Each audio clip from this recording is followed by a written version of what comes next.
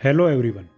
क्या आपको पता है कि सर्वाइकल कैंसर यानी कि गर्भाशय का कैंसर इंडिया में मिडिल या ओल्ड एज फीमेल में होने वाले कैंसर में टॉप 5 मोस्ट कॉमन कैंसर में से एक है।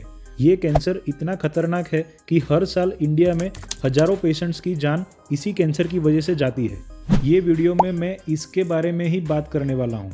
सर्वाइकल कैंसर का most common reason HPV virus यानी कि ह्यूमन पेपिलोमा वायरस है और ये कैंसर को एक छोटे से स्टेप से प्रिवेंट भी किया जा सकता है। लेकिन आप सब में से बहुत सारे लोगों को ये स्टेप्स पता ही नहीं होंगे, इसीलिए ये वीडियो ध्यान से देखना। मैं पूरे वीडियो में बहुत ही इम्पोर्टेंट स्टेप्स आपको बताने वाला हूँ। नमस्कार दोस्तों, मेरा नाम है डॉक्टर शैशव पटेल। मैं एक पीडियाट्रिशियन हूँ, लेकिन मैं आज एक मिडिल एज और ओल्ड एज में होने वाले कैंसर की बात करने वाला हूँ, क्योंकि इसका प्रिवेंशन चाइल्डहुड से ही हम कर सकते हैं और इसीलिए ये वीडियो आप सभी के लिए बहुत ही ज़रूरी है। तो ज़्यादा बात न करके हमारी टॉपिक पे आगे बढ़ते हैं। गर्भाशय फीमेल का एक रिप्रोडक्टिव ऑर्गन है। गर्भाशय के निचले हिस्से को सर्विक्स बोला जाता है। सर्विक्स में होने वाले कैंसर को सर्वाइकल कैंसर कहते हैं। ये कैंसर मिडिल एज्ड वुमन में होता है। Most frequently affected age group 35 to 45 years का है, लेकिन ज़्यादातर केसेस 50 ईयर्स के आसपास लेट डिटेक्ट होते हैं। सर्वाइकल कैंसर का most common reason human papilloma virus का इन्फेक्शन है, जो कि प्रिवेंटेबल है। ह्यूमन पेपिलोमा वायरस इन्फेक्शन से सर्वाइकल कैंसर का रिस्क कई गुना बढ़ जाता है और ये HPV वायरस सेक्सुअली ट्रांसमिट होता है। HPV वायरस से सर्वाइकल कैंसर के अलावा और भी कई सारे कैंसर हो सकते हैं, जैसे कि vaginal cancer, anal cancer, vulvar cancer and males में पेनाइल कैंसर भी हो सकता है। HPV वायरस से जेनिटल वॉर्ट्स भी हो सकते हैं, जिसको मस्सा कहते हैं। अब ये HPV इन्फेक्शन को रोकना कैसे है, वो जानने से पहले आपको HPV वायरस के टाइप समझना पड़ेगा। उसके बाद आपको आसानी से समझ आ जाएगा कि HPV इन्फेक्शन को कैसे रोकना है। वैसे तो HPV वायरस के 200 से भी ज़्यादा टाइप्स है, लेकिन कुछ टाइप्स इम्पोर्टेंट है, जैसे कि high risk types. Type 16 and type 18 high risk types है, जिससे सर्वाइकल कैंसर होता है, और कुछ लो रिस्क टाइप्स है, जैसे कि टाइप 6 और टाइप 11, जो कि जेनिटल वॉर्ट्स के लिए रिस्पॉन्सिबल है। HPV इन्फेक्शन प्रिवेंट करने से सर्वाइकल कैंसर का रिस्क काफ़ी हद तक कम हो जाता है, क्योंकि सर्वाइकल कैंसर का मोस्ट कॉमन रीज़न तो HPV वायरस ही है। HPV इन्फेक्शन रोकने के लिए कुछ HPV वैक्सीन्स का यूज़ किया जाता है, लेकिन आप में से बहुत सारे लोगों को ये पता भी नहीं होगा कि HPV वैक्सीन से सर्वाइकल कैंसर प्रिवेंट हो सकता है। तो चलिए HPV वैक्सीन के बारे में कुछ डिटेल में समझ लेते हैं। फ्रेंड्स, अब मैं जो बोल रहा हूँ वो ध्यान से सुनना, क्योंकि वीडियो को जरा सा भी स्किप करने से आपको कुछ बात समझ नहीं आएगी, तो वीडियो पूरा एंड तक जरूर देखें। मार्केट में 3 टाइप की वैक्सीन्स अवेलेबल है। पहली है सर्वेरिक्स, जो कि बाइवेलेंट वैक्सीन है, जो कि HPV 16 एंड 18 टाइप से प्रोटेक्शन देती है। दूसरी है गार्डेसिल 4, जो कि क्वाड्रिवेलेंट वैक्सीन है, जो कि HPV 16, 18, 6 एंड 11 ऐसे 4 टाइप से प्रोटेक्शन प्रोवाइड करती है। मतलब कि ये कैंसर और वॉर्ट्स दोनों से प्रोटेक्शन देती है। तीसरी है गार्डेसिल 9, जो कि नैनोवेलेंट वैक्सीन है, जो HPV के 9 टाइप्स के अगेंस्ट प्रोटेक्शन प्रोवाइड करती है, जैसे कि HPV 16, 18, 6 एंड 11 के अलावा 31, 33, 45, 52, 58। और अभी रिसेंटली इंडियन ओरिजिन एक vaccine serum institute of India के द्वारा बनाई गई है, जिसका नाम है सर्वावैक, जो कि क्वाड्रिवेलेंट वैक्सीन है, जो HPV 6, 11, 16 एंड 18 से प्रोटेक्शन देती है। इसके अलावा की तीनों वैक्सीन फॉरेन कंट्रीज की वैक्सीन है, लेकिन ये सर्वावैक एक इंडियन ओरिजिन वैक्सीन है, जो अभी रिसेंटली जनवरी 2023 में लॉन्च हुई है और उसकी कॉस्ट 200 से लेके 400 रुपीज़ तक की होगी, जो कि काफ़ी कम है। फॉरेन कंट्रीज़ की वैक्सीन्स की कॉस्ट 2000 से लेके 3500 रुपीज़ तक की पड़ती है। इसीलिए हम इंडियंस के लिए ये बहुत अच्छी बात है।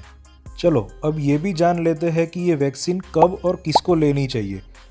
तो देखो, जब भी male and female sexually active होते हैं, उससे पहले ही ये वैक्सीन दिया जाए तो प्रोटेक्शन अच्छा मिलता है, क्योंकि ये HPV वायरस सेक्सुअली ट्रांसमिट होते हैं।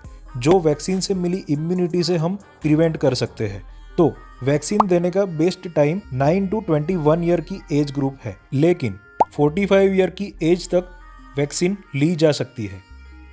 लेकिन हाँ, 45 ईयर के बाद वैक्सीन का कोई एक्स्ट्रा बेनिफिट नहीं मिलता है, क्योंकि ऑलरेडी HPV इन्फेक्शन का एक्सपोजर हो चुका होता है।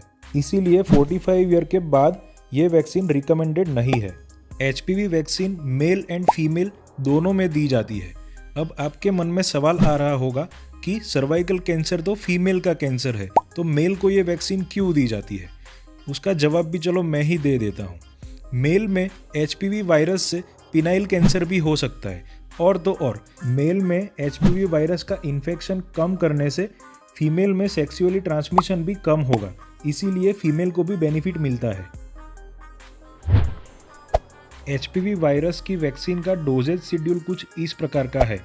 इसमें 9 to 14 ईयर्स की एज में 2 डोजेज लेने होते हैं, एक 0 मंथ पे और एक 6 मंथ पे। यानी कि फर्स्ट डोज को 0 मंथ कंसीडर किया जाएगा और फर्स्ट डोज के 6 महीने बाद सेकेंड डोज आएगा। 15 to 20 ईयर्स की एज ग्रुप में 3 डोजेज दिए जाते हैं, 0, 2 एंड 6 मंथ। यानी कि फर्स्ट डोज 0 मंथ पे, सेकेंड डोज फर्स्ट डोज के 2 महीने के बाद और थर्ड डोज फर्स्ट डोज के 6 महीने के बाद दिया जाएगा। और 21 to 45 ईयर्स की एज ग्रुप में भी 3 डोजेज इसी प्रकार से दिए जाएंगे। और अगर कोई पर्सन इम्यूनो कॉम्प्रोमाइज्ड है, मतलब कि उसका इम्यूनिटी कम है, जैसे कि HIV के पेशेंट्स, तो ऐसे पेशेंट्स में 3 डोजेज दिए जाते हैं। ऐसे पेशेंट में irrespective of age 3 doses complete किए जाते हैं, जो कि 0, 2 एंड 6 मंथ पे दिए जाते हैं। अब इसका मतलब ये नहीं है कि कोई बच्चा 10 साल का है, उसको 2 डोज लग चुके हैं, उसके बाद वो बच्चा 16 साल का होगा तो वापस से 3 डोज देना है, क्योंकि 15 to 20 ईयर्स में मैंने 3 डोज बताए। ऐसा नहीं करना है। ये पर्टिकुलर एज ग्रुप में प्रेजेंट होने वाले बच्चों को कैसे डोज देने चाहिए, इसका शेड्यूल है। जैसे कि 9 to 14 ईयर्स में अगर कोई बच्चा आता है तो उसको 2 डोज ही देना है, उसके बाद उसको कोई डोज नहीं देना है। अब ये तो आपको समझ आ ही गया होगा। अब बात करते हैं कि वैक्सीन किसको नहीं लेना चाहिए। कोई पर्सन अगर बहुत ज़्यादा बीमार है तो उसी पीरियड के दौरान टेम्पररीली वो वैक्सीन अवॉइड करनी चाहिए। दूसरी बात, अगर कोई प्रेग्नेंट है तो उसको ये वैक्सीन भी अवॉइड करनी चाहिए। तीसरी बात, अगर किसी को यीस्ट का एलर्जी है या फिर वैक्सीन के फर्स्ट डोज के टाइम पे उसको कोई एलर्जी हुआ हो तो उसको सब्सिक्वेंट डोजेज अवॉइड करने चाहिए। अब फ्रेंड्स, ये तो हो गई वैक्सीन की बात, लेकिन और कुछ ऐसी बातें हैं जिसका हमें ध्यान रखना चाहिए ताकि HPV इन्फेक्शन और सर्वाइकल कैंसर का रिस्क हमें कम रहे।